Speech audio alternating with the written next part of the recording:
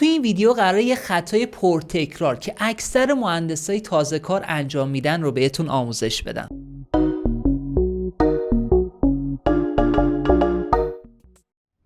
این طرحو که یه قسمت کوچیکی از یه دستگاه رو یه نیروی تازه کار زده و تو سالید مونتاژ کرده و برام فرستاده. بیایید با هم طرحش رو یه بررسی کنیم و مثال محور یه نکته خیلی مهم و کاربردی رو بهتون آموزش بدم. خب تو نگاه اول همه چی خوبه. بریم حالا اول درخت طراحیشو با هم دیگه یه نگاه بکنیم. اوه اینجایی که مشکلات پیدا میشه. نگاه کنید چقدر قید داره. ما کلا اینجا 2 تا قطعه داریم. یه حالا اون بیسمونه و یک سری پایه داریم برای این کار. حدودا اینجا ما 19 تا قید داریم. خب مشکل از کجا شروع میشه؟ مشکل از این شروع میشه وقتی این طرح برای من فرستاده شد قرار بود یه تغییر خیلی ریزی توش انجام بدم. مثلا ارتفاع اینو بالا و پایین کنم یا فاصله نسبت به سطوح رو کم و زیاد کنم. بعد اومدم که الان میخوام یه تغییر ریز اعمال کنم دیگه. خب این همه قید آخه برای چی؟ این خیلی کار طراحی رو سخت میکنه، مخصوصا توی طراحی دستگاه که همش ما همون تا اون به طرح نهایی برسیم همش داریم اصلاح میزنیم، اصلاحات ریز و درشت داریم تو طرح اعمال میکنیم. پس این به شدت خطاه و من هیچ کاری نتونستم با این بکنم. قیداش هم میخواید اگه با هم دیگه یه سریع نگاهی بکنیم که فاصله اینجا رو داده، فاصله داده، چقدر فاصله فقط اینجا قید گذاری کرده که به نظرم یه دید خوبی این طرف نسبت به سالید نداره.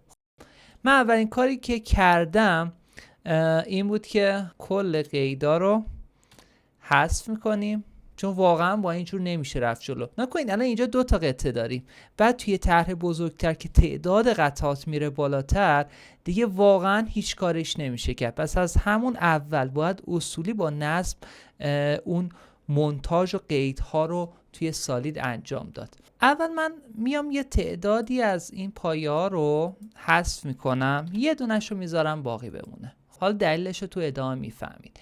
من میخوام این پایه نسبت به این سطح و این سطح 50 میلیمتر فاصله داشته باشه.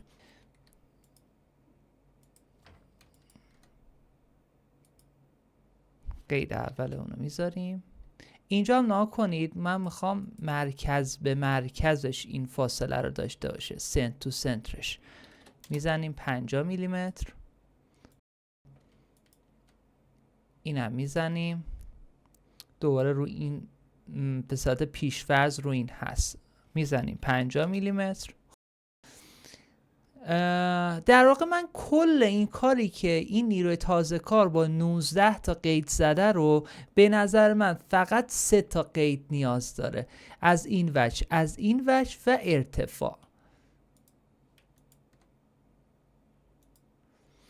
حالا ارتفاعش هم فعلا میذاریم روی 80 میلیمتر. ما اینو زدیم. حالا یه دستور خیلی خوب داریم که حالا شاید خیلی اونا که تازه شروع کرده باشن نمیدونن. ما میخوایم حالا یه پترن خطی ایجاد کنیم.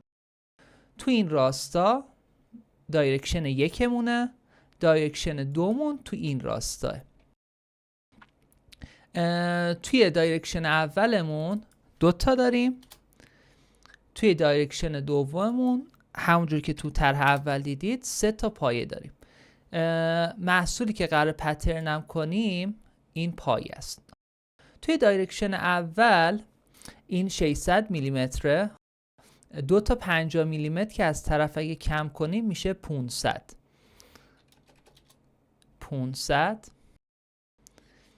این میبینید به این سمت توی دایرکشن دوم به این سمت چیز شده. ما این علامت اگه بزنیم برمیگرده اون سمت. اینجا باید یه حسابی انجام بدیم. کل این 1410 میلیمتر کل طولمون یه 50 از این ور کم میشه، یه 50 از اون ور میشه 1410 منهای 100 میشه 1310 تقسیم بر 2 میکنیم که میشه 655. خب این هم از این. پس دیدید که خیلی راحت طرحی که 19 تا قید داشت رو ما با یه ترفند، با یه استفاده درست از یه دستور سالید ورک با 3 تا قید کلن زدیم. دستوری هم که استفاده کردیم لوکال پترن 1 بود.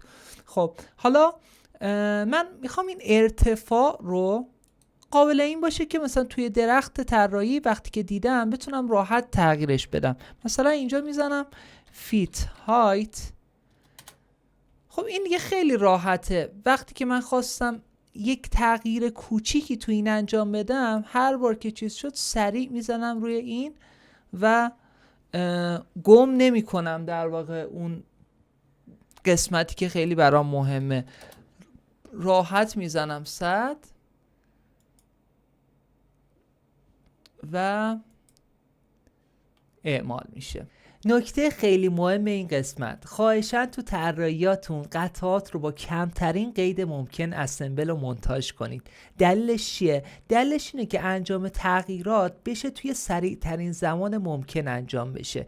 اگه این نکته رعایت نکنید، هرچی اون دستگاه بزرگتری میشه، بعد یه تغییر ریز میخواید انجام بدید، کلی این ازتون زمان و انرژی میبره. و من خیلی دیدم تو این سالیان سال که همینو طراحای کم تجربه این خطا انجام میدن و بعد توی خروجی نهایی این خطا ایجاد میشه و کلی ضرر به اون شرکت زده میشه. این سلسله ویدیو رو من اسمشو گذاشتم کلین دیزاین که قرار نکات خیلی مهمی که طراحا نیاز توی طراحی دستگاه بدونن رو آموزش بدم بهتون.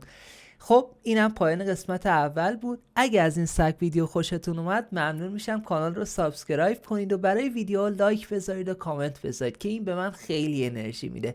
خب تا قسمت بعد، فعلا.